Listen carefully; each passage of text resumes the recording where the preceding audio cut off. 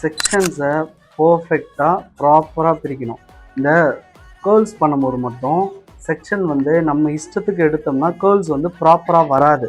So அதனால் என்ன பண்ணணும், செக்ஷனை ப்ராப்பராக பிரிக்கணும். ஒரு திக்னஸில் ஒரு செக்ஷன் எடுக்கிறீங்கன்னா அதே திக்னஸில் எல்லா செக்ஷனும் மெயின்டைன். எப்போவுமே மிஷினை பிடிக்கும் போது கிளாப்பை வந்து தி சைடாக கிராஸாக பிடிக்கணும். கிராஸாக பிடிக்கணும். இந்த எல்போவை வந்து இப்படி தூக்கணும். அப்போ தான் ரிலீஸ் பண்ணால் ஃப்ரீயாக இருக்கும். நல்லா தைரியமாக சுற்றுங்க. இந்த எண்டு உள்ளே போகணும். இதுதான் பெரிய மேஜர் மிஸ்டேக்.